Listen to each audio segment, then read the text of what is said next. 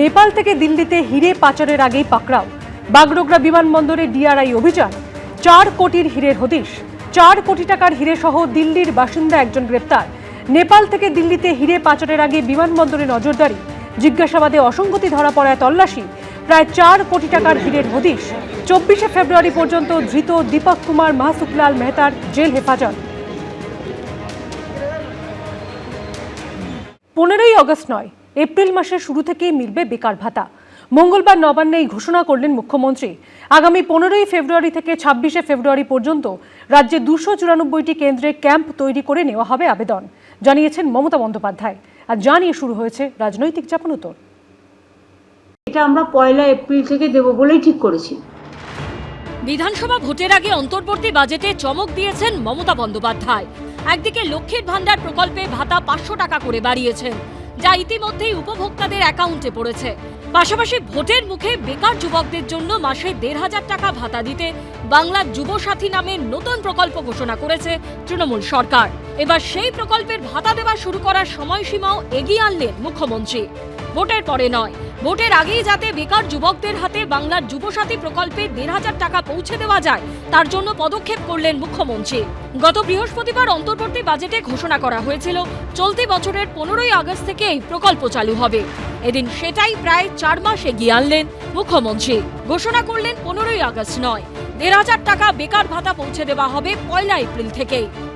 যুবসাথী যে প্রোগ্রামটা আছে, যে স্কিমটা নতুন করে লঞ্চ করা হয়েছে, মাধ্যমিক পাস যারা করবে 21 থেকে 40 বছর, তাদের যেমন পরিষ্কার বলা হচ্ছে যে তারা যে কোনো স্কলারশিপে পেতে পারে, কিন্তু অন্য কোনো স্কিমে যদি তারা টাকা না পায় তাহলে তারা 1,500 টাকা করে আগামী 5 বছর পাবে।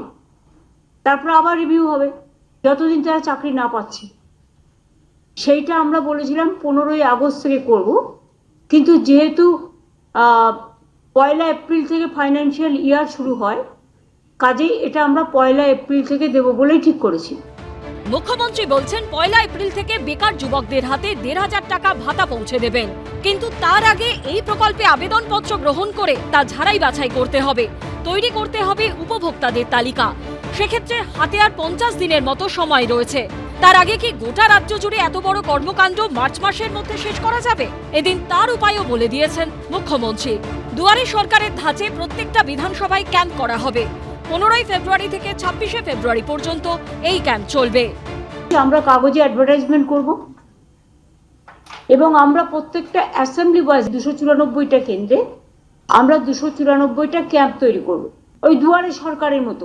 15 থেকে 26, 15 তারিখ সকাল 10টা থেকে বিকেল 5টা অবধি, ছুটির দিনগুলো বাদ দিয়ে এই ক্যাম্প চলবে। তারা জমা দেবেন, তাদেরটা সঙ্গে সঙ্গে তারা রিসিপ্ট পাবেন এবং ডিজিটাইজও করা হবে। যেহেতু টাইমটা শর্ট, তাই আমরা এখনই অনলাইনে যাচ্ছি না, কারণ অনলাইনে কে পাঠাবে না পাঠাবে রিভিউ করতে, সার্ভে করতে বহুত টাইম লেগে যাবে, ফলে ডিপ্রাইভড হয়ে যাবে।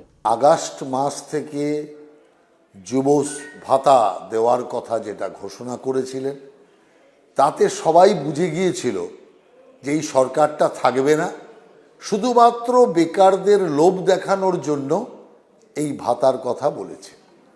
সেই কারণে চারিদিকে একটা ভাওতাবাজির রব শুরু হয়ে গিয়েছিল। সেই কারণে তাড়াতাড়ি করে ওটাকে পরিবর্তন করে এপ্রিল মাস থেকে চালু করেছে, যাতে বিশ্বাস হয় আগামী দিন ভাতা পাবে।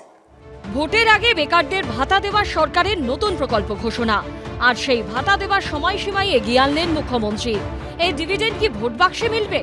উত্তর দেবে সময়। সুমন ঘরাই, দীপক ঘোষ ও আশাবুল হোসেনের রিপোর্ট, এবিপি আনন্দ। এবিপি আনন্দ, এগিয়ে থাকে, এগিয়ে রাখে।